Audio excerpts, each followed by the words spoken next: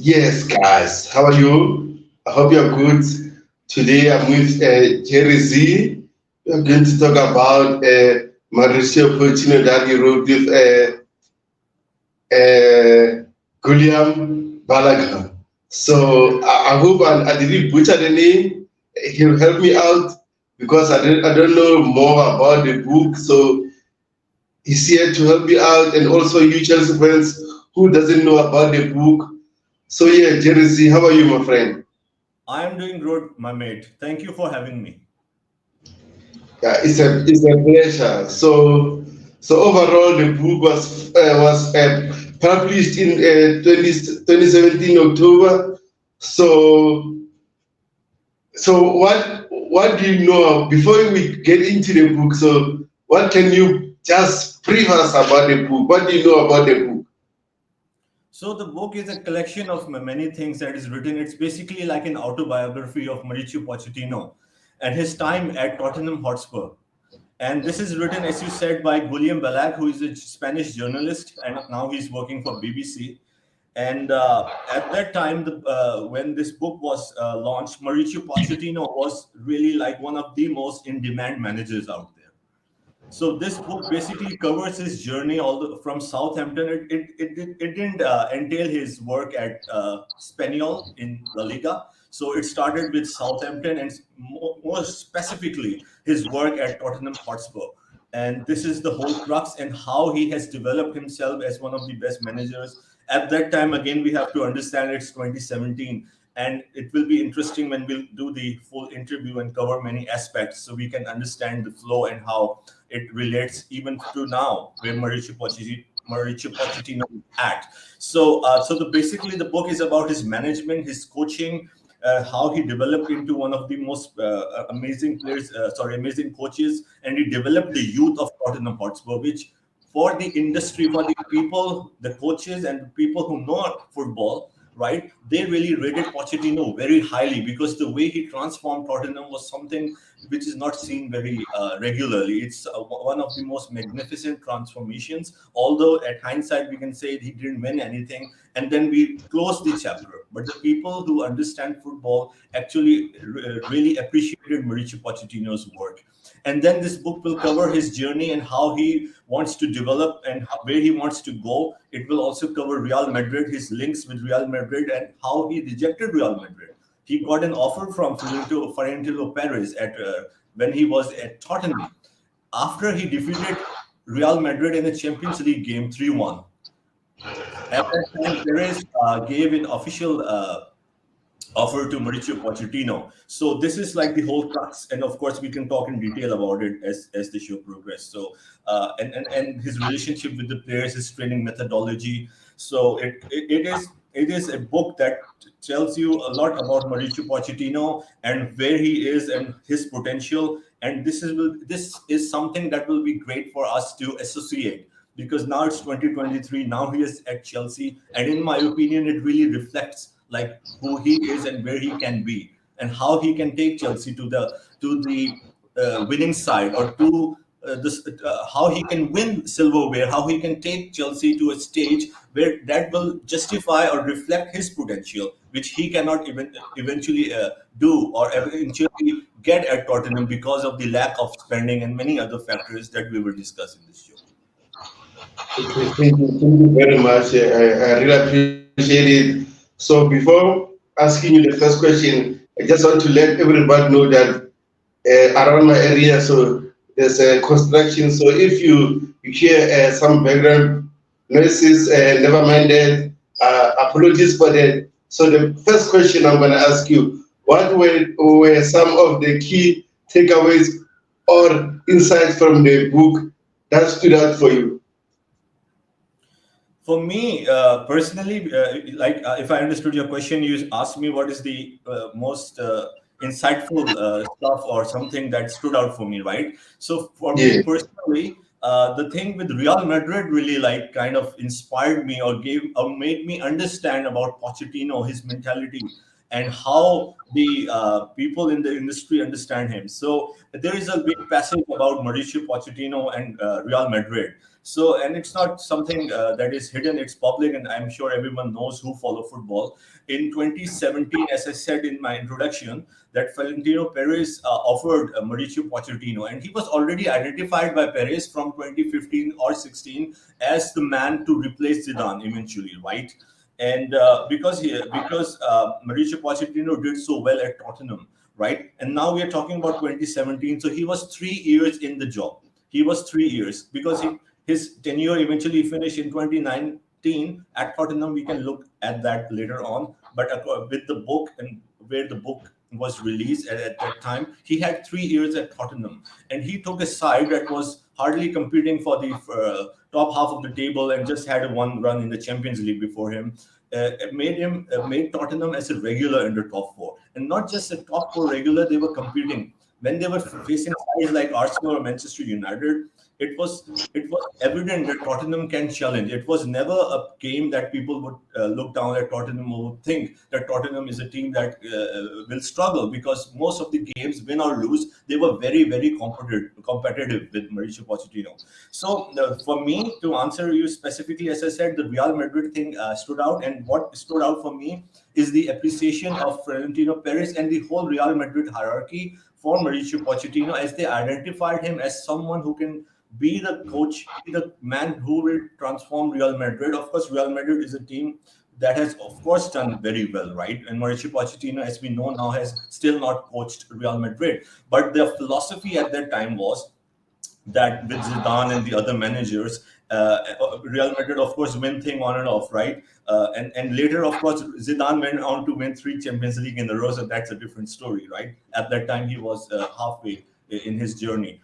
But the thing with Mauricio Pochettino is that they identified that with Real Madrid, with the great superstars, with the young players, they can have a model for 5, 6, 7 years long-term project with Pochettino, where the team can maintain sustainability. If we see and look from 2017 to last 10 years, Real Madrid had very highs and lows. So Florentino Perez wanted a very stable Real Madrid side moving forward, where they can compete for Champions League, La Liga year in and year out. And just to conclude, why it stood out for me this point, because Mauricio Pochettino declined the offer, right? So as many people, especially the people over here at Chelsea, because of his link with Spurs and because he didn't win a lifted trophy, sometimes look down at Mauricio Pochettino, right? So the thing is that he, as a guy, had so much faith in himself and belief that he turned down Real Madrid offer, and the reason that he gave was like kind of enjoyed or speculated, or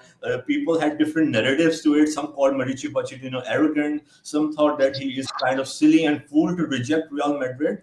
And some of them said he's very faithful to Tottenham Hotspur. But the whole thing that I got it personally, his statement, which I'm not quoting, is along the same lines. The words could be different. Is that he turned down Real Madrid, saying that his exact words, I'm not quoting what he said. I'm paraphrasing it. That Real Madrid is a job that if I am a great coach, and which I am, he showed confidence in himself. I'm looking at a project and I have signed a 5-year deal with Tottenham Hotspur.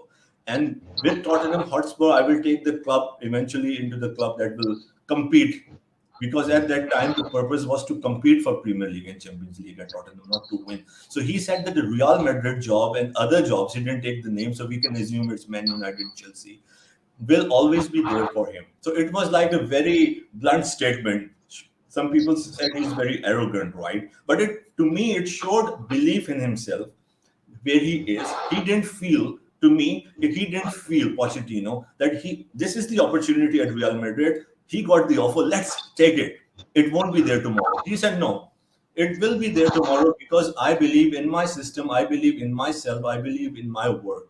Right now, I am at Tottenham, and I have to take Tottenham at a place where we want them to be, where the owners want it to be. So he rejected Real Madrid, and Florentino Perez and the Real Madrid media and the people who cover Real Madrid stuff, all the official people and journalists, kind of poked fun at on Mauricio Pochettino because they thought that it's a very silly move. to remain at a club that is Tottenham, with all due respect, that is not a very big club, right? And reject a Real Madrid offer.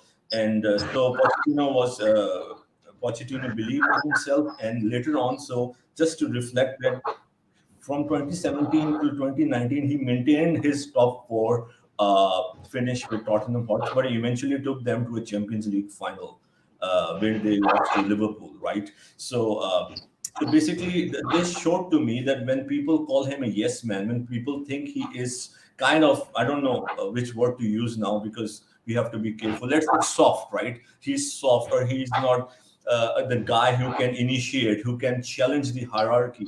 But if you look at this, he turned down Real Madrid. And knowing that Real Madrid is one of the best clubs in the world. So for me, as a student of the game, and my area for the viewers who want to know is basically the interest is to look at managers. This is my expertise, to look at the top European or the upcoming European managers. So that is why I really looked into the book, looked into the career of Mauriciopochettino, and so how he eventually took and improved Tottenham was, of course, it showed. Eventually, he didn't win anything. We can always discuss that later. But top four year in year out is, to me, or the people in the industry who look at Pochettino and look at the resources, the funding was non-existent, right? The funding was non-existent for 3 windows. They didn't spend a single dime, right? They played an entire season at Wembley Stadium, right? So if you see squad pound to pound against Liverpool, Man United, Chelsea, no way that the team was competitive, but they were still doing well. So basically, they what Tottenham did, according to the people in the experts or the people who understand football, that Mauricio Pochettino overachieved, immensely overachieved at Tottenham. Yes, he didn't win the Champions League final at Liverpool. So if someone will say he didn't win the Champions League final, he didn't have anything to show, it's sure they don't know anything. It's a one game, it could have gone anywhere. I'm just saying, right? He was a runner-up in 2017. Eventually, when we're talking about this season, he was a runner-up when Chelsea last time won the Premier League with Conte. Pochettino was a runner-up, so he was a runner-up of Premier League, runner of a Champions League, runner of a cup, and he finished top four year in and year out with absolutely no financial backing. And the way he transformed Tottenham Hotspur, the way he picked players from the academy, developed them. What the people in the industry who understand football, they see, if a manager can improve players, then he is good enough. If he has good man management, then he is extra. We have to see the boxes. The people see 5, 6 boxes. He can improve the player. He has transformed them. He has improved them to integrate, to play in different positions. He has a good relationship with the players. The team is doing consistently good year in, year out, and that is a big proof that shows that a coach is good, not just to win. If he were at City, in my opinion, Chelsea, United for 5 years, and didn't win anything, then I would say he didn't win anything. He should have won anything because coaches at Chelsea, City, Liverpool, etc., if given 5 years, we will win stuff, right? So when we have to compare, we have to be careful. In my analogy, I would say it is the same with Unai Emery. Unai Emery is very new at Aston Villa. Let's suppose hypothetically Unai Emery will spend 4 or 5 years from now till 2027-28 at Aston Villa, and he'll finish top four again, year in and year out, and won't win a thing. Will we say he didn't achieve anything, or will we say, wow, Unai Emery for 4 years finished in a top four at Aston Villa? Honestly, is as good as in the Premier League. What else could he do? Unai Emery, who should and why should we expect Unai Emery to win the Premier League with Aston Villa? This is a false narrative, and we are fooling ourselves and then saying he didn't win anything, right? With the cup games, it's different. We can always say he should have won 1 or 2 FA Cup or Carabao Cup. It's a long story. We could cover it another day. Pochettino basically said their goal was, he didn't say it, but basically they were really focusing on the top four with the limited budget they had. So always played a very, in fact, a seaside in all these cup games, and sometimes they were lucky or not. But you have to judge a man or a coach by the 38 games of the year, right? And some people would say, look at, just to conclude this topic, some people would say, look at Leicester City. They also won a Premier League. Again, the people who understand football would laugh at it and would be very disappointed with his statements. That is a one season that comes in once in 100 years, right? I'm sure you will agree with that. It's not a norm, right? It's not a norm. It's an exception. And look at that manager with all due respect. Look at all the years. We have to see the years of consistency. 1 year you won the league, but before and after you're not to be found anywhere, right? Pochettino is always knocking on the door. He's just this far away from winning the league. His team is not here. Okay, Chelsea is here right now, 7, 8 games now in the season. That's another thing we can talk about. But in the whole season, when you see Pochettino teams are not struggling here. In his whole career, they're all here. They're always who are here. So the people who understand football or who really think Pochettino can or is already a world-class manager knows the factors that he doesn't have or that he didn't get by the board or the clubs he was to eventually win those competitions. Yes, sir. Yeah, thank you very much. Appreciate it. The next question, can you describe the impact of Mauriciopochettino philosophy on Tottenham Spurs during his time there? Yes, sir. So I'll summarize that because we have kind of covered it in the previous questions. So when Pochettino, I'll cover the key points because there's a lot of stuff. So to get the viewers a good idea and to relate to his working methodology. So at Tottenham, when he came, there were a lot of senior players, right? The club was not doing well, and there were a lot of challenges. So first of all, Pochettino was told by Levy that the objective is with this his tenure in the next 4 or 5 years is to make sure that Tottenham is competitive. They could in the next 3 4 years finish in the top four. So we have to understand. See, when you, I, or anyone join an organization, we know the goal, we know what we have to do, and what is the roadmap and what is the requirement, right? So people forget that. People just see a thing from the outside and make a conclusion. So Pochettino was told by Levy, and this is of course covered in the book, that that we want Tottenham in the next 2 to 4 years to be good enough to compete in the Champions League. And then when Guillem Balague wrote about it, and when other people talk about it, they always say that the plan was in the next 3 4 years to start finishing in the top four and then move from there to winning to challenge for the title. He achieved that goal in 2 years. In his second year, he finished in the top four, and that was the and in the fifth from second, third, fourth, fifth year, he did the same. First year, I believe he finished fifth, if I'm not wrong. So the thing is that when he came into Spurs, he was very hands-on. Of course, he was not given any financial backing, but he was given a lot of power from Daniel Levy. Sorry, I misquoted. Daniel Levy, that you are the man who will be in charge on the field, right? On the field, you are the person who will take all the charge. So people think people right now, because I believe a lot of people don't do their research, right? When you follow a club, any club, you really focus on that. So when you just read or hear stuff about Pochettino at Tottenham and all this noise in the social media, so you just make conclusions without knowing. So people think that Pochettino is not hands-on. Pochettino is only following the orders or the command, or he just is not challenging the hierarchy, right? Or he is a very agreeable person. All of that is very wrong. Just because maybe Pochettino from the outside appears to be a very friendly and nice person, we think that he doesn't challenge anyone, or he is not, you can say, autocratic, right? So Mauricio Pochettino, when he came in at Tottenham, the first thing what he did is, like, he took a very blunt move, or very strong move, when he basically told Levy that all the senior players like Adebayor and all the other players who were regular at the team, he benched them, or he eventually offloaded them from the team. So it was his first philosophy. A lot of criticism from Tottenham Hotspur faithfuls, from the fans, from the media was coming up and directed at Mauricio Pochettino. But he was firm in his stance that no, he identified that these players are not a part of his team, and he will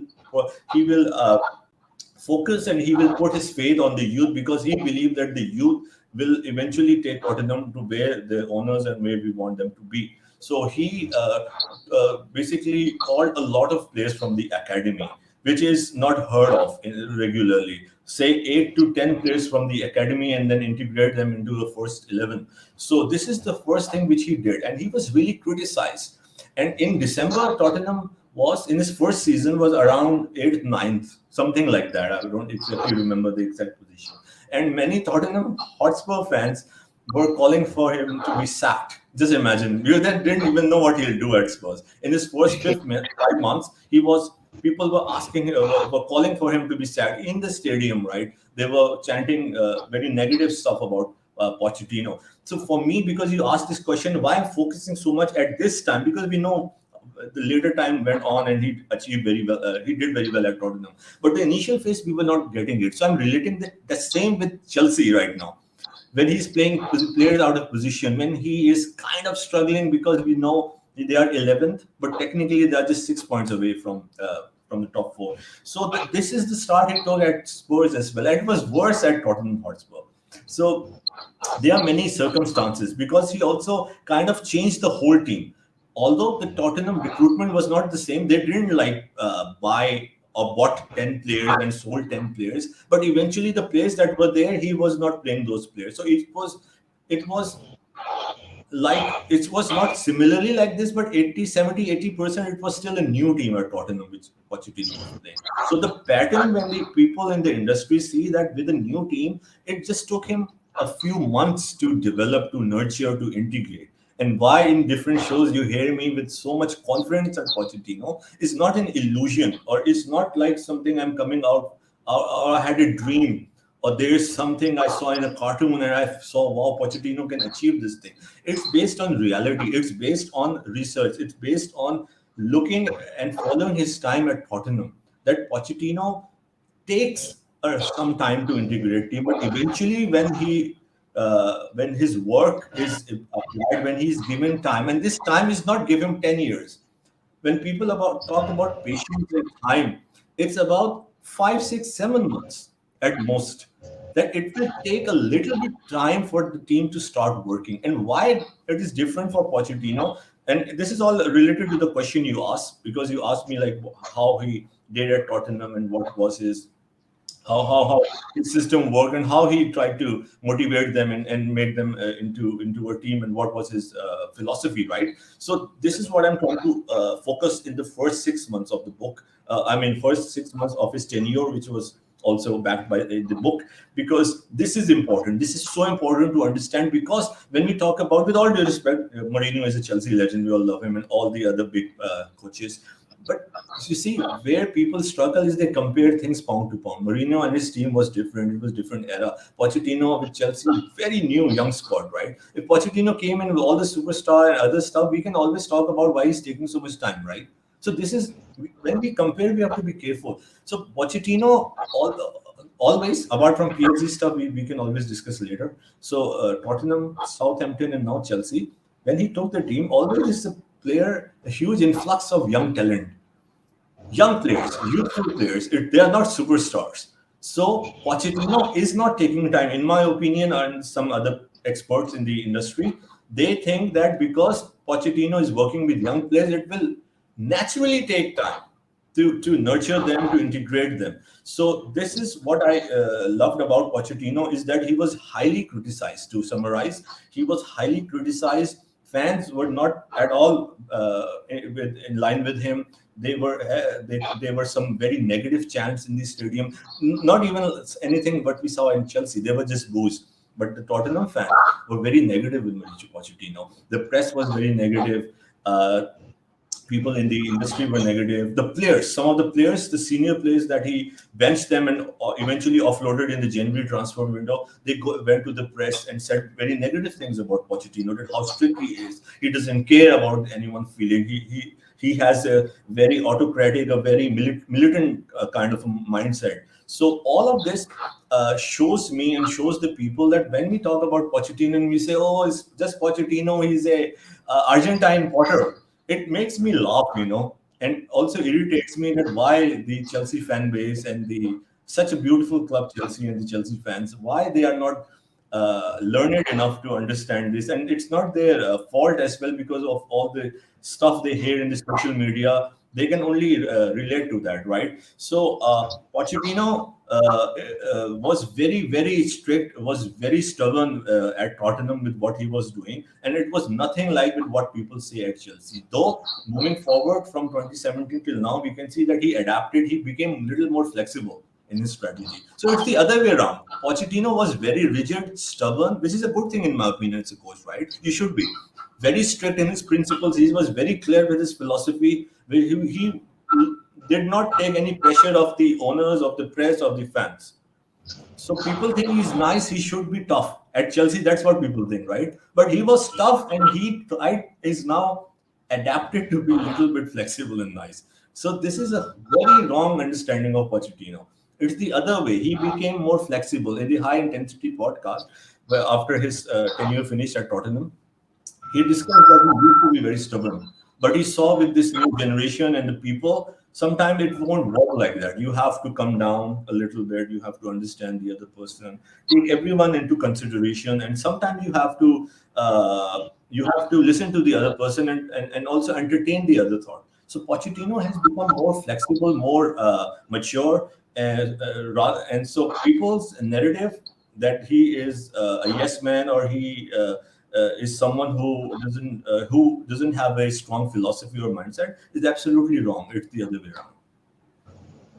Yeah. Right.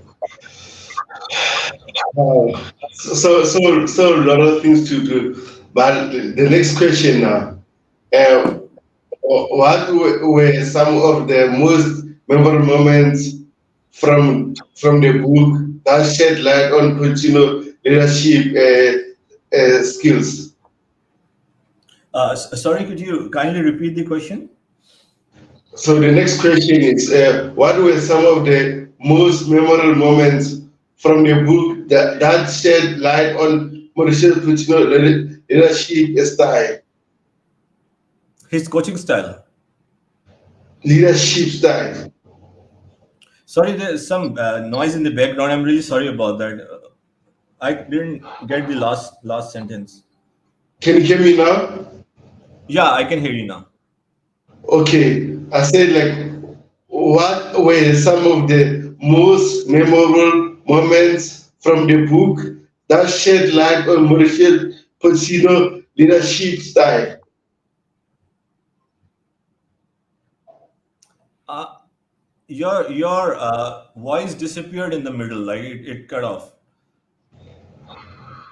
Can Can you you hear can you me? can you check your microphone in the voice settings? Let me check something.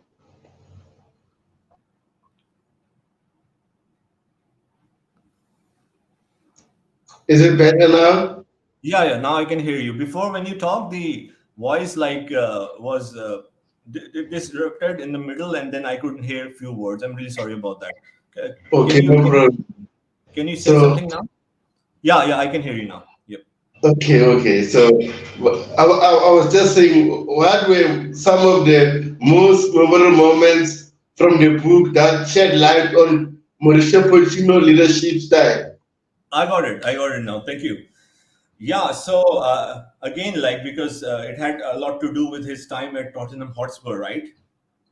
So with the leadership style, it showed that basically how his man management or his relationship with the players. So when we were talking in the in this conversation, we were covering different aspects about his coaching, the way he is as a man, and how he has developed a philosophy and his training methodology. But now, when you ask about the leadership style, more than the coaching, of course, leadership is not like just putting a formation or 4-2-3 system, 4-2-3-1 system, etc. Or doing XYZ. It has to do with how Mauricio Pochettino, because especially he was working with young players, right? So how he showed them that he is the leader. Because if a group of young people would be working in any environment, they need to see that the man who is leading, who is managing them, or he is ahead of the whole environment, how he is as a person. And if he is a good leader, then only that thing will be successful. That thing will move very swiftly, and that success will come with the whole environment, the team, the staff, the players. and everyone, So the great thing about Mauricio Pochettino's leadership style was that he developed a very close bonding with his players. That was his very amazing trait and attribute, because now if you see many coach, and because now it's such a professional environment, of course Pochettino is very professional, but now because when coach come, there's huge demand just to win games, so they only focus on the tactical side, on the training. They sometimes ignore or don't emphasize too much on the personal or interpersonal relationship, right? So Pochettino's emphasis was amazing on this interpersonal relationship with the players, personal relationship with the players. So he used to talk to them in the training. Sometimes he would put his hands on their shoulders, have a half-hour conversation, talk about their hobbies and stuff like that. So he developed a good rapport with the players, and not only the players, that moved into the whole system with the cooking staff, with the chefs, with the training people who are looking after the training, with the kit man, with the security staff, with everyone. So he developed a family bonding over there, right? And to me personally, I think it's a very, very good thing. And when other variables of coaches and team is same, you always want that competitive edge to make the team at a higher ceiling, to take them to a higher level, to make so why team was very consistent, why you never maybe apart from one or two stuff that always happens in football, why there was never any negativity at Tottenham in his tenure, why there was no backlash, why there was no stuff like Lukaku or any other XYZ player or any other agent coming and saying stuff about Tottenham or Pochettino. We never heard that, right? We never heard that after the first 5-6 months when he was integrating, and then when the team was very smooth, when the team transitioned very smoothly, it was very positive, right? Never ever we had anything negative coming from Tottenham. So Pochettino, people forget and how strong he is and how effectively he made sure that he can set up a leadership style that could evolve the culture of Tottenham Hotspur. So this is a very strong attribute. So when the team and the owners and the experts in the media, whenever there is a link, you can look in the past. Whenever there is a job vacant, Man United job, Real Madrid job, Chelsea job, the first name that comes up in the press is Mauricio Pochettino, right? Last 4 5 years we can see that, and people, the other side of the people, who are a lot of people who don't close their eyes and just look at, oh, he did not win any stuff at Tottenham, forget Pochettino, remove him, right? So the thing is, whenever there is a link of any job, and a big job, Man United job in the past, especially, he was linked heavily with Manchester United. Why I'm so happy? Because he had Chelsea, because Man United didn't appoint him, they went for Ten Hag. And I think we are absolutely lucky that we got Pochettino. It's their loss and our gain. And people are not realizing that. And we need to tell people and our fans to understand that and be happy. The biggest signing, in my opinion, is Mauricio Pochettino. It's not any player. The biggest signing for Chelsea is Mauricio Pochettino. This is how highly I rate him. So his leadership style, as I said, is man management, how he integrated, developed the team, the atmosphere from his barbecue and his regular meetings. And he would, before the press conferences and when they traveled with the bus or the airport, Pochettino had a rule or a code how the players should conduct, how they talk in the media, what they say, what they cannot say. So it was all and it was not forceful. He was, as I said, that in the start he was very rigid, very hands-on, very autocratic, very militant. But then he developed a great relationship with the players, and eventually the whole culture developed. It was like everyone wanted to connect with Pochettino. The players loved him, Dele Alli, and now because we are talking about the book in 2017, but we can relate to the interview and what Dele Alli came and discuss about his past and his life, right? I'm sure you and everyone knows about it. So you can easily relate that to this book and to Pochettino in 2017. So what he was doing behind the scenes is we need to appreciate that, right? So not only a coach comes in and win 3 4 games and shows that he's good enough is an important attribute. It is. Pochettino has that, and along with that, why he's considered one of the elite coaches, irrespective or despite the fact he didn't win a silverware at Tottenham, is because of many factors that people see, and his man management ability, leadership ability, and we and the people who believe in Pochettino, and most of the 90%, I would say, people in the industry are very pro Poch, because we know that Pochettino was never backed financially, and now at Chelsea he has the opportunity, if given time, right? If given time, not to make a wrong decision in the next month or two if things doesn't work out. Then why Pochettino will really take Chelsea and eventually prove to the world that he belongs to the top tier by winning stuff at Chelsea. Yeah, brilliant stuff. Brilliant stuff. So the next question: how did the book provide behind the scenes look at the challenges and dynamics within the club during Mauricio Pochettino as a manager at Tottenham Spurs? Yeah. So Guillem Balague talked about it a bit in this book about the challenges that he faced at Tottenham and Southampton. So he also talked about his tenure at Southampton. When he came at Southampton, we'll go back to that aspect as well, because it was his first job, right, in England. He came from Espanyol, and he got a job at Southampton. And he also, like, what he did at Southampton is amazing. I won't talk too much on his time at Southampton just because I didn't follow too much. I personally give opinion when I have watched the game. So I also know everything he did at Tottenham from the outside, looking at this stuff. So personally, I won't talk about his tenure at Southampton because I really didn't follow him during that time, because maybe he was not so much, you can say, popular. He just came to England. But when I was talking about Southampton, I wanted to mention the fact that the first challenge was he could not speak a word of English, right? He did not speak a single word of English. So it was a problem. It was kind of a challenge, right, for him, because when he was conveying his messages across the board, and he was, of course, talking in Spanish, and he was using a translator. So this was a big problem because Pochettino really wants to express. And why I brought this up, because this is also, of course, written in the book, and we are talking about the book, and then we are analyzing stuff. Is some might say this is just language, right? This is not really a big problem, but it was a big problem. Guillem Balague said that it was, and Guillem Balague, by the way, has a very close personal relationship with Pochettino. To our dear viewers, if you might be thinking Guillem Balague is Spanish and he has followed Pochettino, and they are like very, very close, like kind of best friends. So they know Guillem Balague knows Pochettino inside out, and they talk on regular basis even up till now. So Guillem Balague said that the main problem was the language issue, language barrier, because Pochettino needs to talk, and we can see he talks a lot in the press conferences as well. There is a question, and sometimes we are waiting when the answer will stop, right? So he's so passionate. So anyhow, but that is a press conference. I'm talking about when he's talking to a player about his strategy, motivating a player like Mudryk, let's say, right? Mudryk, and they can talk in English, right? But at Tottenham, he could not speak in English, and he would talk to his translator. The translator would explain to people not just the formation and strategy, but he took hours and hours to talk to a player, to nurture them, to explain them, because he is very touchy and feely. He believes once to ingrain your thoughts, you need to connect with the person.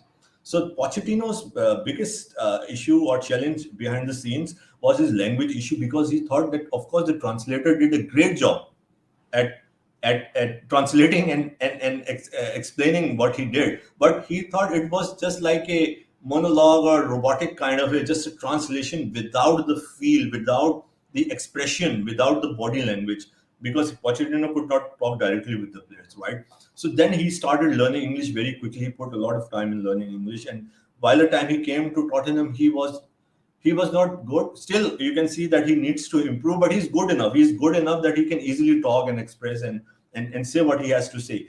So it took a lot of time for him, and then eventually, by the time the book was launched, he was happy to overcome this, because he really thought that communication is the most important thing. And when he was unable to communicate with the players, that was a strong challenge for him. And second thing about the challenges that is written in the book is his initial relationship with Daniel Levy. When Daniel Levy,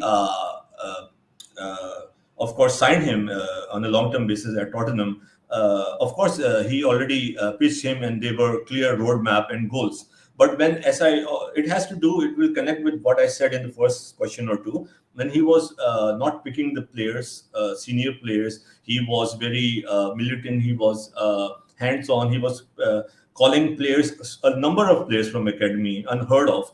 Daniel Levy was not happy with Pochettino because this was something he didn't like, because he thought it's something that will fail.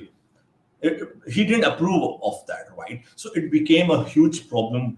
Not a problem. It's a challenge for Pochettino because he was new at Tottenham, and he. But you can see again, it also shows that he fought for what he wanted. He stood by for what he wanted. So in the start, Guillem Balague wrote in this book that Pochettino used to have several meetings, and he cannot talk directly to Levy in English. Again, the translator would talk. So it took him a lot of convincing and a lot of meetings with Levy to tell him, please trust in me. What I'm doing, I know what I'm doing. Let me do it. And eventually, Levy let him do what he wanted. So these two were huge challenges. So you can see when people again talk about anything, they just talk about on the surface level. And I'm sure you must be also enjoying in a way, looking at so many things behind the scenes, so many things that goes on in the life of managers and how they overcome it. So Mauricio Pochettino, his tenure, his evolution is very, very comprehensible, and that is why we appreciate him a lot and see that with the resources he had, he overperformed. He immensely overperformed at Tottenham, which even people think that maybe Guardiola or even Klopp, I'm saying a big thing, might not have achieved with the same dynamic, same environment, same finances at Spurs, which Pochettino eventually did over the period of 5 years. Yeah, so much inside. Yes, I've read a lot of from his former players what they said about him. It's so impressive. So the next question, in your on your opinion, what is the most significant changes that he made during his time as Tottenham Spurs on and off the pitch? In my opinion, because we have covered his work in the previous discussions at Tottenham. So, of course, I have to pick from that because that is what we were looking at. So, of course, on the pitch, sorry, off the pitch, it would be when his belief in youth, when he gave the opportunity to youth. See, at Chelsea, it is something he is incorporating. Not necessarily he wants the youth, right? But at Tottenham Hotspur, it's not that he was given the opportunity to work with you, it was his decision. So I would say because Pochettino was the one who called for this, Pochettino was the one who went for this and went along this route, and his focus and his confidence in giving youth the opportunity. So I would say that this is one of the things that we can easily neglect. We say, oh, it was youth and he was using youth, but no. How many teams at the highest level do it regularly, right? So what he did is unheard of at that time. Unheard of in the sense that no one gives youth the opportunity in the first 11 so soon. And of course, Tottenham is not, with all due respect, a very small club, right? It's not a club who's fighting relegation. So Tottenham was always there when Poch joined. They were trying to be in the top six, top seven, top four, whatever, because they finished, I believe, a season or two ago in the Champions League when Gareth Bale was playing. So, yeah. So the thing is that his confidence in his approach, in his research, in his training methodology, and his work and with people in the academy and his eye. When people talk about the signing, I have to relate. And people, this is great news for me when Fabrizio Romano reported that from January, Pochettino, if it's true, I hope it will be hands-on. He will have more say in selecting players.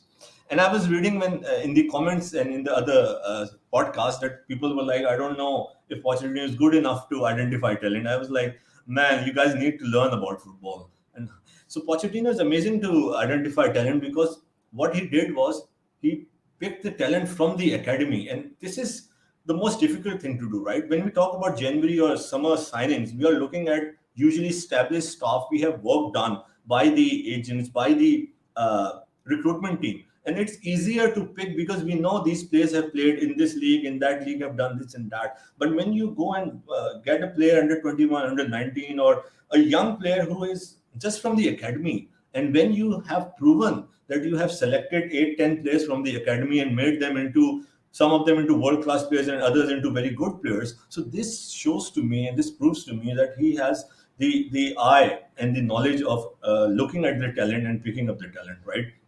And on the pitch, of course, and we will, of course, we had a plan to discuss it later on, sometimes in future, about his tactics. Later on, I really enjoyed his tactics at Tottenham, the way the Tottenham Hotspur used to play, his formation 4-2-3-1, and how he used that formation when he used left wing and right wing higher up in the pitch, which we now also see at Chelsea, and how successfully that team played with possession, with aggression, with intensity. Even they, at times when they couldn't defeat City, Liverpool, and another team, finished third, fourth in the league, but they were very competitive. More than half of the team would not even start. Not even half, I would say more than 7, 8 players would not even start at that time at the first 11 at Arsenal, United, Chelsea. But Pochettino, playing with 2, 3 world-class players and 7, 8 players, with all due respect, who were not really good enough to be in any top 4 team, right? The way his team and how he set up his team, the way they defended, the way they attacked, and of course it needs a whole hour to talk about his tactics. So on the pitch, his ability to read the game, and people sometimes think that he lacks the game reading, and I don't know where this concept came from, because we were looking at a podcast and talking about the loss against West Ham or something, and people were saying it was because of Pochettino, and I was like, uh, I don't know what to say. People should start learning football, right? That's all I can say. So the thing is that he is really a great coach. He's a great tactician, and of course we can look into that later on. So on the pitch, of course, it was his brilliant footballing mind and his philosophy, his tactical approach, his substitutions, and everything really, really stood out for me.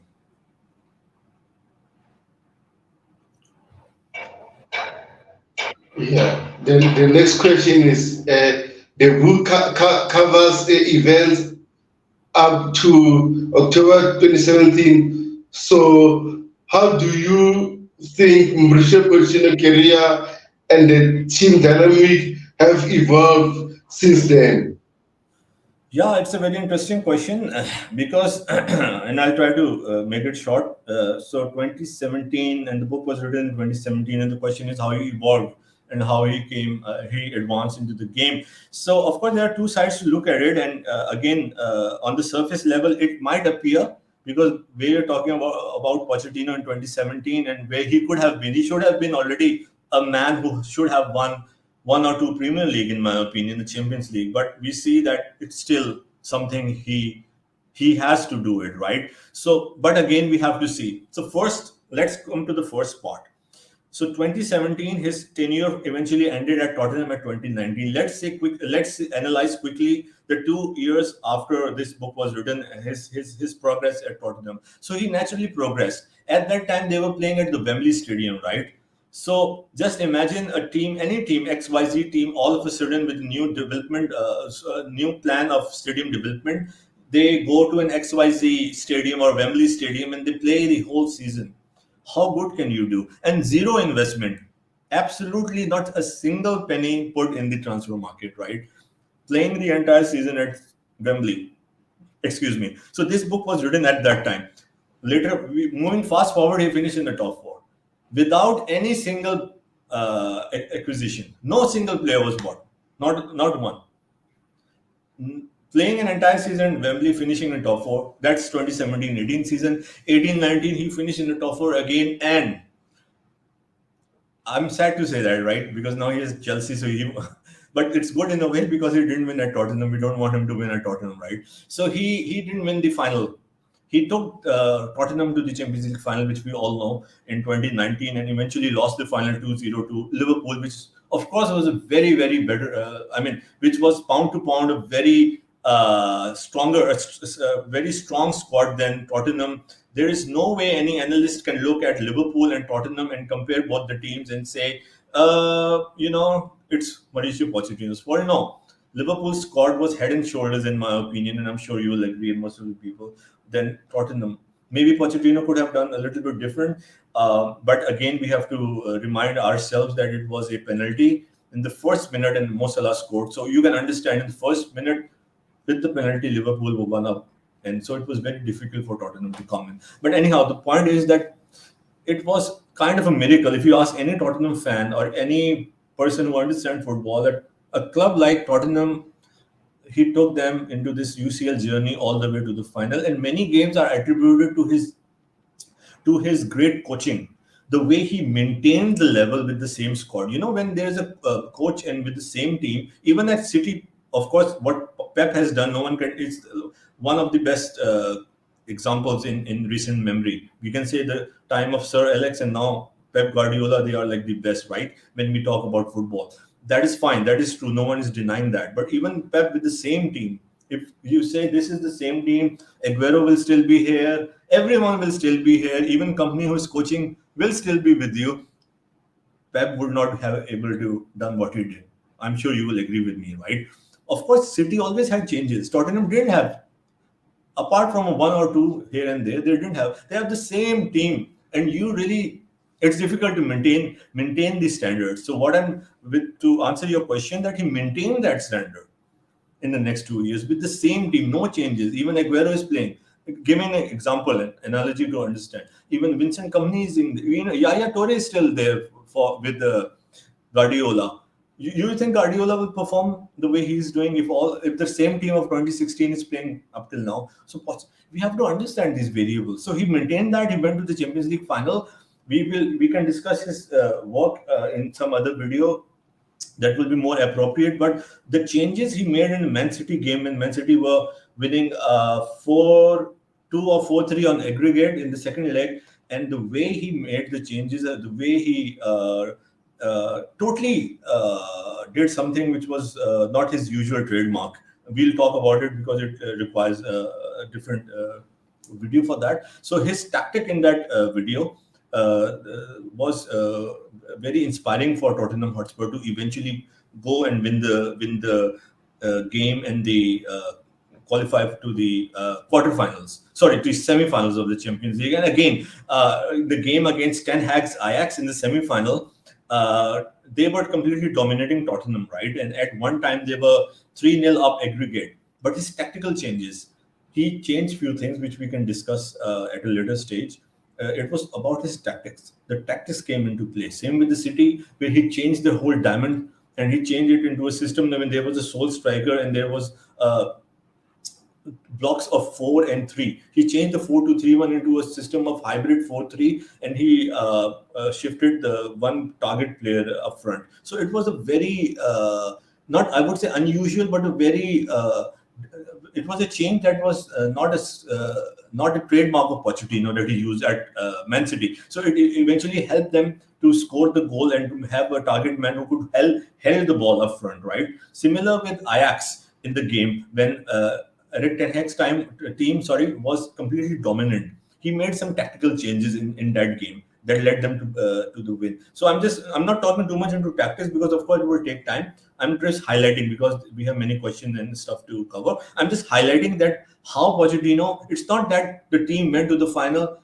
Whenever the team lose, we always say it's because of Pochettino. That is why I'm saying Tottenham went to the final because they were playing very difficult team.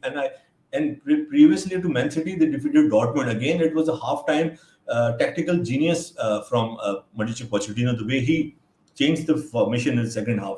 They defeated Dortmund in the round of 16, Man City in the quarterfinal, Ajax in the final, and then they lost the final to Liverpool. So these are the 2 years, and then of course this will be another debate. Then his last time after the final was not good.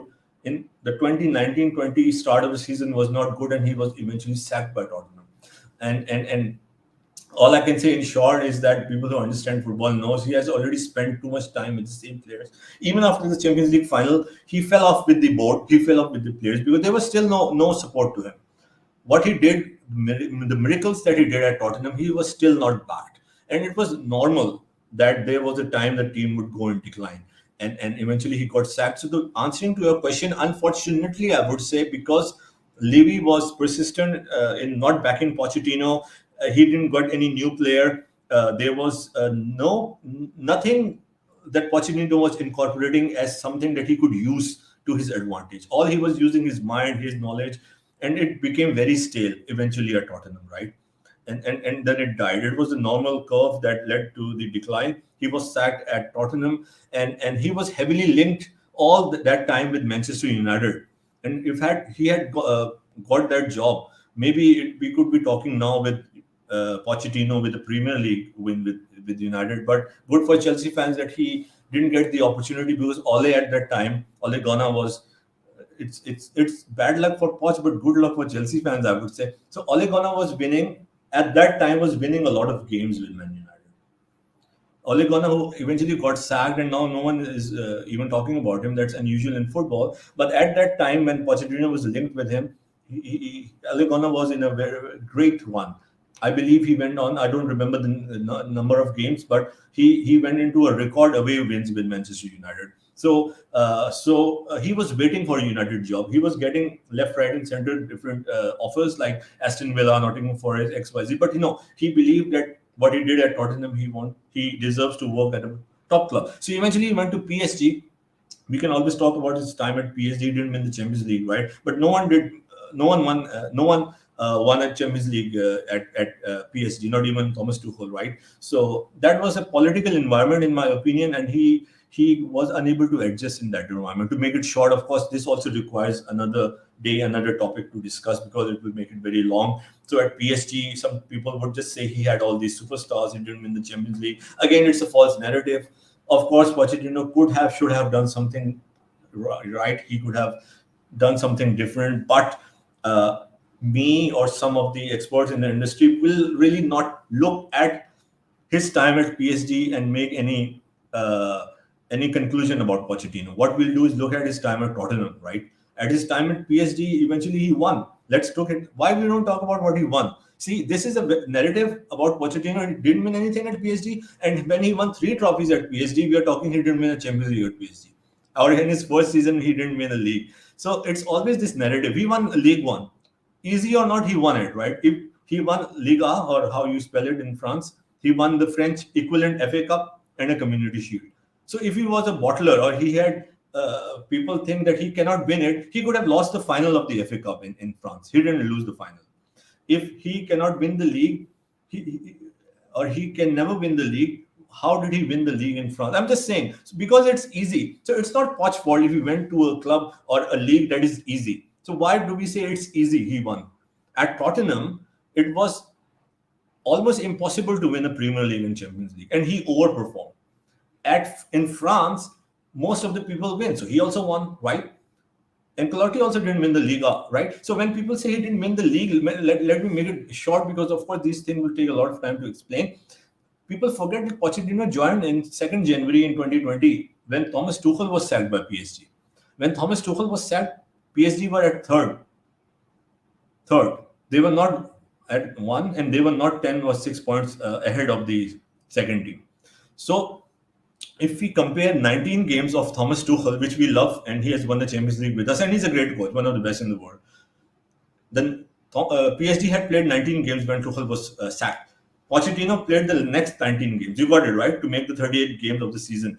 Pochettino's win or points, what he obtained in those 19 games was higher than what Tuchel got in the 19 games. Because it's easy to say he didn't win it. There were 3 factors. One, there was a huge COVID second wave and a huge lockdown. Every other week, PSG players were getting COVID and affected. We neglect that, right? Because I was following, I could see it was Pochettino needs time to integrate. Even if it's superstar, he needs a little bit time. He didn't get that time in the start, and there was this problem. And then there was the other team, Lille, I believe, who won the league at that year. They kept winning. You have to give the other team a space as well. It's not that Pochettino didn't win the league because they kept losing. They lost, I believe, 1 or 2 games, drawn 1 or 2, 3 games. So it was not a very terrific performance, but it was not a bad performance. It was like mostly they won. But the team that eventually won the league, same like Leicester City, they kept on winning. They didn't give Pochettino the space to eventually close the gap and win the league. So And it's easy to say he didn't get the whole season. He got half the season. Thomas Tuchel, who is one of the best managers in the world, in everyone's opinion, had fewer points than Pochettino in his first half of that season. These things happen. It's not a big deal at all. And then again, PSG is a team where Pochettino did have the funds. Okay, we can see he had the funds, but he didn't buy any of the play. He would never have bought Messi. This is unusual statement I'm saying. I love Messi, one of my favorite players of all time. But again, we will require another video in the future to talk about it. Just to summarize it for people, playing Mbappe, Messi, and Neymar would create a huge disconnect in the midfield. The forwards of Pochettino, they track back, they defend. So the tactics were not implied. And when Pochettino subbed Messi in one of the game, there was a huge animosity or a fight between, not a fight, like there was like in the back, behind the scenes, there was kind of a, you can say that Messi came to Pochettino and said to him, it is reported. It's not a part of this book, but your question is that how his career evolved, right? And my talk is that why he couldn't show it up till now that he has won major trophies. Because he faced these challenges. At Tottenham, he was not back. At PSG, he came into a club which is heavily politically driven.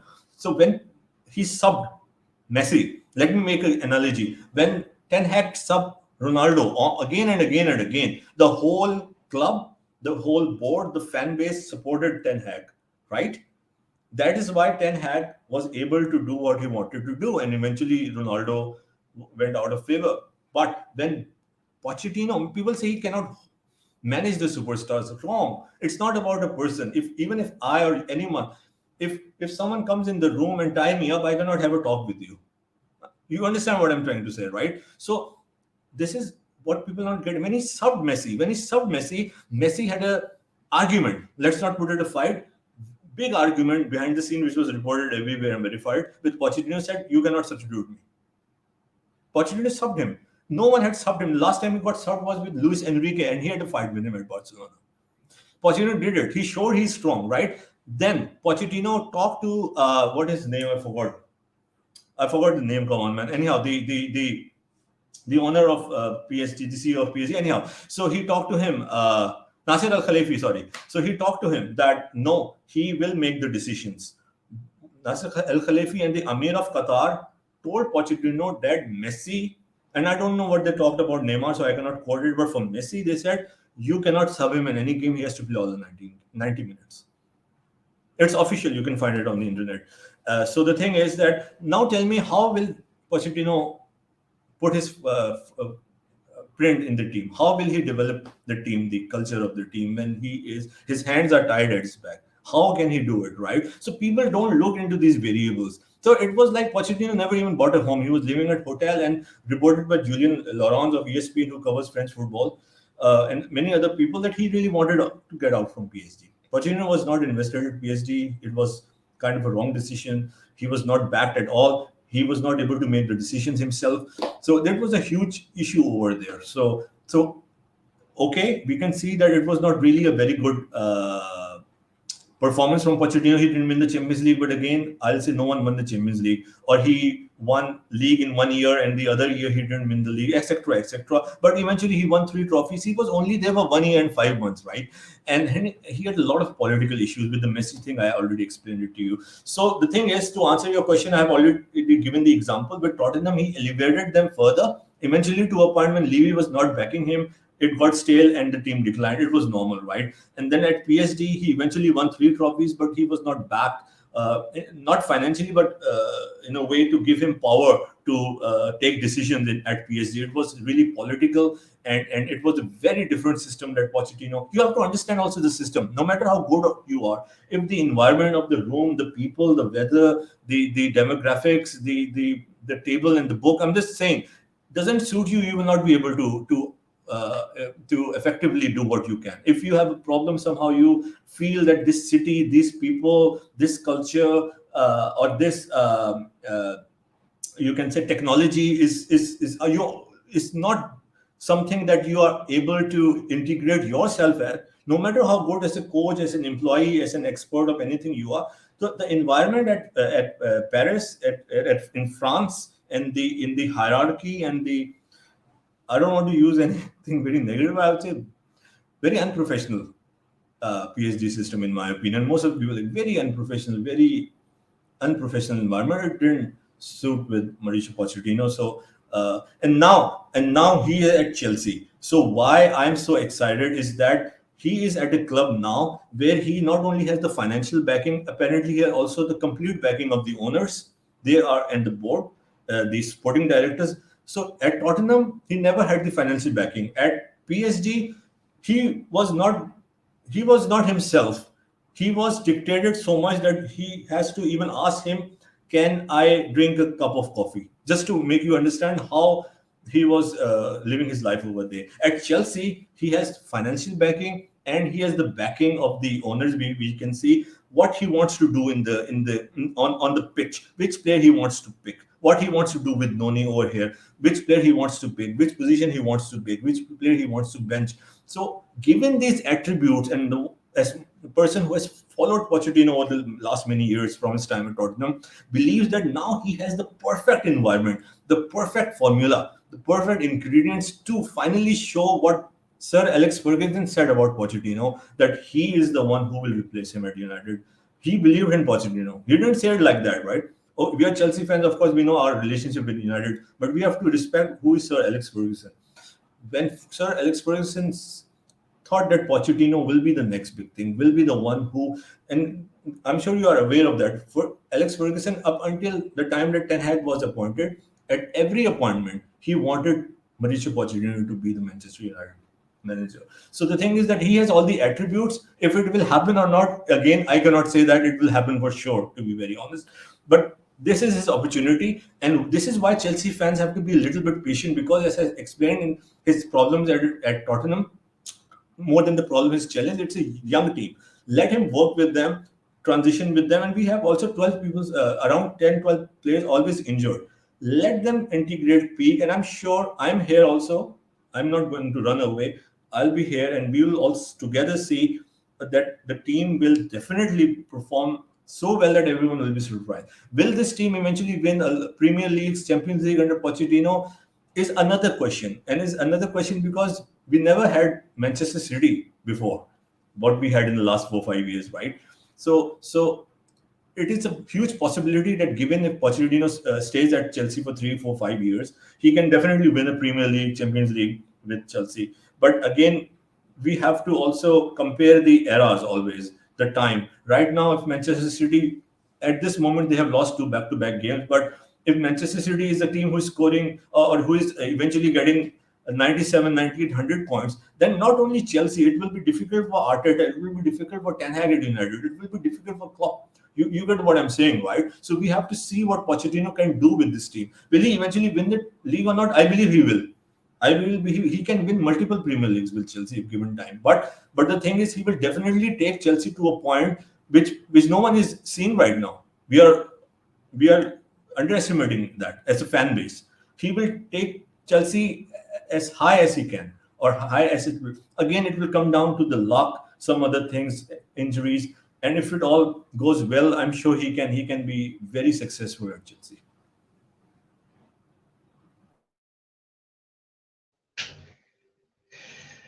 Yeah, man, that was so good. Let's go to the next question, but I'm gonna be back in 2 minutes. But I'll just ask you a question. We'll talk about it, and I'll make sure I'm back in 2 minutes because I need to do something very quick. But here's the next question: like, were there any surprising stories in the book that you found particularly intriguing or unaccepted during the book? Sorry, at this time in Spurs.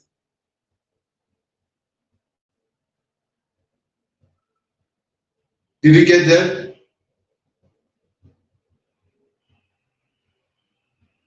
Jersey?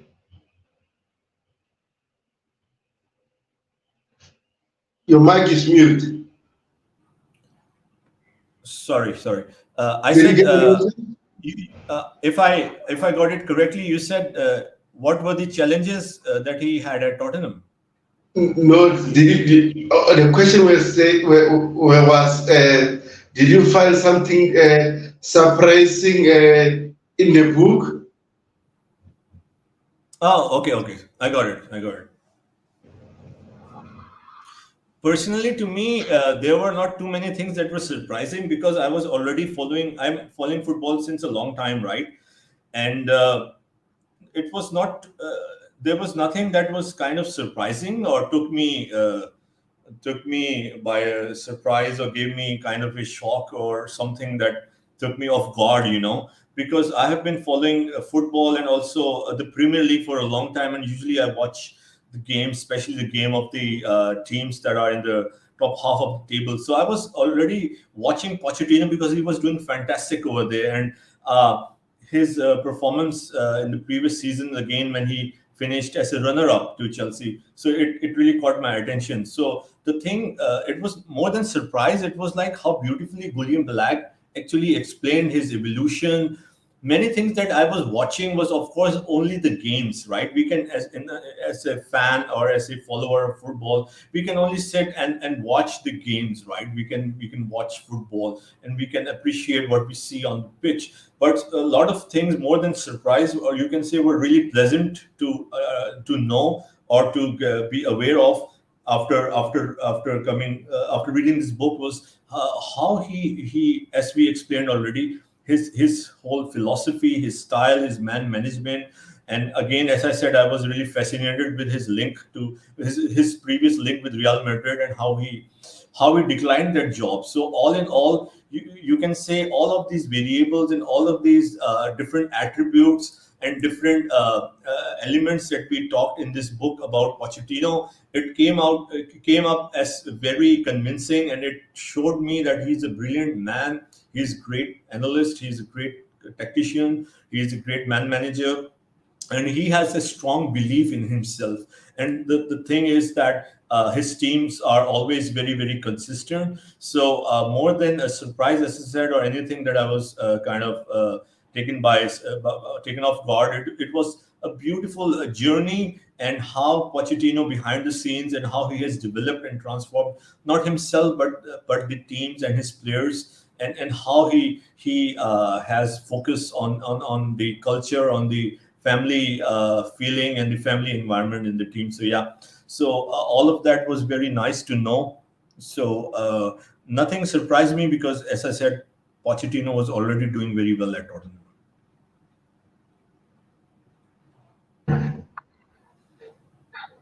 Can you hear me? Yes, sir, I can hear you. Okay, the next question. I'll be back now. Okay, sure. What role did player personalities and relationship play in the successful challenges faced Pochettino? Can you hear me? Yes, yes, I can hear you. Yeah. So the challenges that were faced because of the personalities of the players and the egos, of course, had to do in the initial phase, as I described in the earlier phase of this discussion. It had to do with the senior players in the board, and they were not convinced with Pochettino and his methodology. So the biggest challenge was, of course, that players, even with the senior players, many young players at that time, they had doubts on Pochettino's methodology, especially the training methodology, because he used to, we know all these Gakin test and all these other things. They were just one or two of examples. But the thing is that he used to really drain the players. He would make them work a lot, run a lot, and his training methodology or his regime is still considered, if not the most, but one of the most difficult or demanding training sessions. So this is the challenge that he faced initially, and many players, of course, when they compare their their training methodologies under previous coaches or in the national side, they would compare to that of Pochettino. So it was very taxing, and I remember in the book it was quoted that some players were saying that they felt that they would die if they will run another take another round, right? And so they really had doubts that Pochettino, does he really know what he's doing, right? And is this training methodology and all these drills, all these the different system that he incorporates. So it was a challenge. That was a huge challenge for Pochettino in the initial phase. And but he stood, as I said, stood by that. He stood by that. People who disagreed, he took them off. He didn't play them. So again, it showed that how clear he was in his mind. What I love about him, he was clear, right? He was very clear and he believed in himself. And eventually, most of the players, even you can see now in the Aaron Lennon and many other players, uh, you see the podcast, including Ericsson, who is playing for United now. They said that they had doubts, but eventually, when they saw how it transformed them, they said that why they bought into the idea because their performance, their fitness, their performance, and their game was improving under Pochettino, and they became better and better players. So they, all of them, most of them, came to Pochettino, and then they said, "Yes, boss, you are right. You improved me. Your system works." And this is how he earned their trust. He earned their trust, and then they all were like, "You are the boss." And we can see now with an example of how Ben Chilwell said at the start of the season how he would go and run through a brick wall for Pochettino. So you can relate all that. So when he connect with them, when people understand what he's doing, then it's a winning formula under Pochettino. Yes, sorry about it, guys. I had a little emergency, so I had to run fast to that particular emergency, but I'm back now.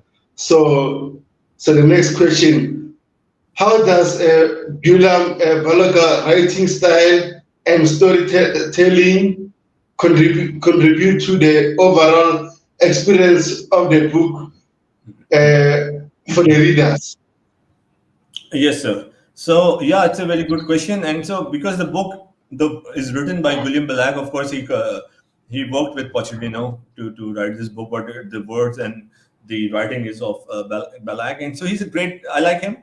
You guys can also go and check it out. He has a YouTube channel as well, and he writes articles for BBC.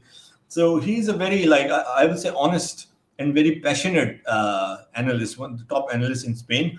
So because I can see when he wrote it, it was a great storytelling. So you feel like, as I'm talking, I hope I'm, of course, not like Guillem Balague who can do what he did, but I got inspired from it. So the way I'm talking, you can say this writing reflects that. So it really took into key points, key elements, key things, as we already discussed in this video, in this discussion, that it was like great storytelling. So his style was unique because it showed the progression, and it never felt that you are getting bored because it is giving you knowledge. It is giving you a journey of Pochettino into his playing methods, into his stuff behind the scenes, and everything we discussed in a way that was appealing, that was relevant, and anyone who understands football even a little bit can learn a lot from it, and can associate it. And it helped me understand football even more, and it helped me open my mind, right, and see things what they are,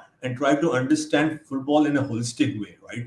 So I really appreciate Guillem Balague. And to your question, of course, the way he wrote it and the way he talked about Pochettino was very, very inspiring and very passionate. Yes, so finally, for those who haven't read the book, can you summarize the essential of Mauricio Pochettino's journey with Tottenham Spurs in Brave New World? Why is it a must read for football fans? Yes, great question for to conclude this conversation. So yeah, especially to the, I will say, to the Chelsea fans, because now and every other fan who is watching this video who wants to learn, and especially the Chelsea fans because now he's working with Chelsea. He is a Chelsea boss. So I would really encourage you guys to go, and if you can, buy this book or order it online, right? Because it's a very interesting book. It's not only, as I said, it will give you a lot of knowledge, a lot of perspective into the book. And in this discussion, of course, I summarize it, so you will get even more details into the book, in the book. And and the thing is that as I said, as you asked me to summarize it, so of course it took into consideration his whole journey, even his relationship with Diego Maradona, which I didn't talk about it, is mentioned in the book. So it showed that how he developed. People sometimes think that Pochettino didn't work with big players. We forget he also played a World Cup with Argentina, and they are all big stars, right? So he has played, lived, and even managed, or a player, Ronaldinho. We all know who Ronaldinho is, the Brazilian Ronaldinho, right? He played under Pochettino at PSG in his captaincy. Pochettino was the captain, so he has managed all these things. Some people say he doesn't know, or he doesn't have the exposure to playing with. He shared a dressing room with Maradona, and Maradona also appreciated him a lot. He came to Tottenham in his time, and even Maradona was very high on Pochettino. As we discussed, Sir Alex Ferguson, Ronaldinho, one of the greatest players we have seen. He was. Pochettino was kind of a mentor for him, and even Arteta, right, who is now a manager of Arsenal, which Chelsea will face in, I believe, 6 days from now, right? So Arteta made his European debut, top-tier European debut at PSG when Pochettino was the captain of PSG, and in Arteta's word, in the 2015 or so, I believe, that he said that Pochettino is his footballing father, because there are all these guys, all these players, ex-players, and managers we see right now. So people forget that, or people are not aware of that. Then most of them have worked with him, worked under him, and so inspired by Pochettino. Of course, some of the things I said is not a part of the book, so I'm talking about some other factors that we can associate with the book and how what Pochettino has done. So in this book, of course, to summarize, as I said, it will give you a narrative of what a coach is all about and how a coaching is done.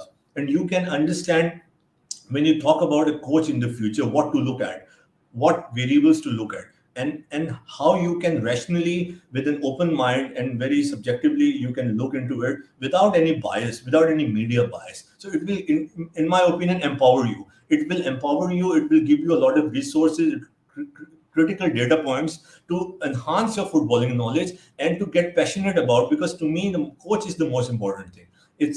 Even if I watch Liverpool or Man City, I focus on the coach than the players, because the coach sets up the team, the coach sets up the culture, and I'm always fascinated with the behind the scenes stuff. So this book is all inspiring, especially for the Chelsea fan, as I said, because now it's his, Pochettino is still new at Chelsea, and of course he had a turbulent start. And in my opinion, and most of the people may know, because it's a new squad, it's unheard of that the whole old squad is sold or loaned and new players are coming. It takes time, and then all the injuries from Reece James to all the way to the injuries we suffered last week, 10, 12, it's not helping the cause.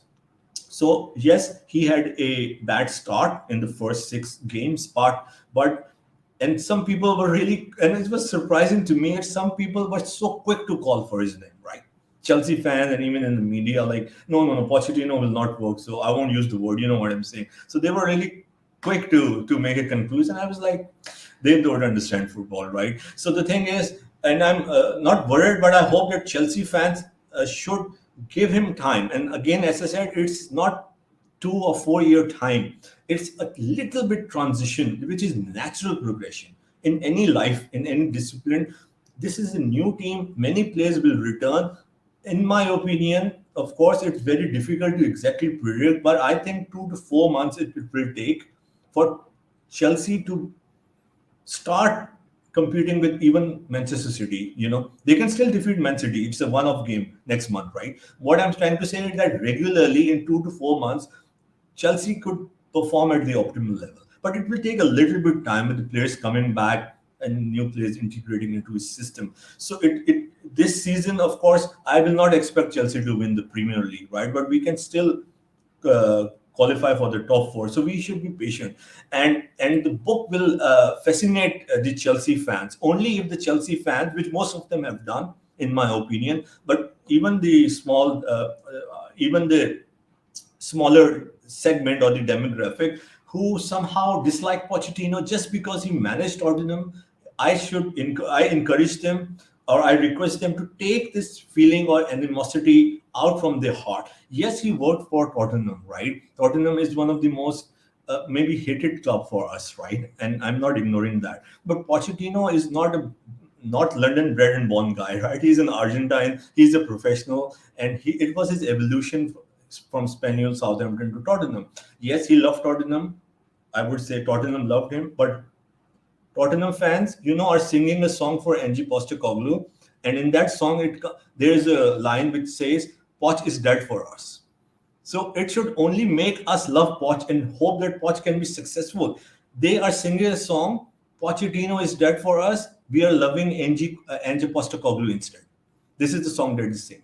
So the thing is that even though Pochettino had 5 years at Tottenham, a very loving relationship with their fans, it's in the past, right? And and how can we say that he cannot or will does not want to have same feelings with Chelsea? If anything, the way I look at, he would want to be a icon or a legend at Chelsea to prove everyone wrong, because he is the guy more than anyone who wants to win major trophies with Chelsea for his career, and he wants the love of Chelsea. And one another thing for the Chelsea fan is that okay, he did work at Tottenham, but the way I have seen him over the years, he's not only very professional, but he is very sincere and very hardworking. The amount of work that he's putting into the effort is nothing short of, you would say that he's an ex Tottenham guy. So maybe he's not. He's devoting every single second of his time, of his attributes, of his experience. He wants this project to succeed. So if we are looking at his past with Tottenham, this is something which is ignoring us. And you know why I'm talking about this? Of course, it has nothing to do with the book. Why I'm talking about this in a conclusion is because even if it's the book, even if we go and beat Arsenal, if we have these feelings and this historical feeling of Poch as a Tottenham thing, it will not do justice to us, to Pochettino, and to the team to develop. If the negativity from the crowd or the social media would continue, it will not help Chelsea. We should know that. It's not about Poch. It will not help Chelsea. It will not help the manager. It will not help the fans. So I'm telling the fans, or I'm requesting the fans to make this as a culture. We are one into this, and Pochettino, if he wins a title at Chelsea, which he definitely can, even in this year, he can win a cup. How good would that be? You should think about that. And Tottenham Hotspur, most of the fans, and I did a lot of research and talked to them, they want him to fail at Chelsea. So we should really back Pochettino, and you guys should learn more. And in this video, I'm sure that I have covered a lot of things that should convince you that this guy is one of the top managers in the world out there, and now he has the foundation and the platform where he can win titles and where he can take him into where he can transform his career. Then at the end of the day, we can always talk about him in the same way we talk about Mourinho, Klopp, and other top managers. Yeah, thank you very much, Chelsea. Man, what a good insight. It's a pleasure having you on my channel. So, before we wrap it up, I just want to let people know that hit the like button, subscribe to the channel, share the link to everyone that you know, so that they can know more about Mauricio Pochettino's book. Will be wonderful for Chelsea fans to know more about him, because some of them they don't know nothing about him. So also they need to be patient with the coach. If you want to build a successful club, you need to be patient with the coach, no matter what. I know building or a progress is helpful because results come good, some bad, but it's part of building. So there's no way that you're gonna build a successful team without bumps. So we have to be careful. As fans, we should do more. Don't boo the coach or the players. Stamford Bridge is not helpful.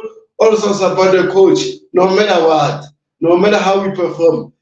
But also, guys, make sure you subscribe to the channel. Jenny Z, thanks so much for the insight, man. I really appreciate it. So before I end the stream, there is not anything that you want to say?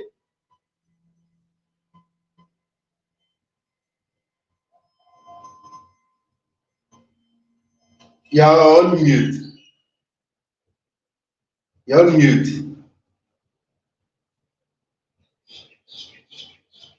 You're on mute, Chirizi. Oh, I'm sorry. So, okay, I'll repeat again. Yeah, sorry.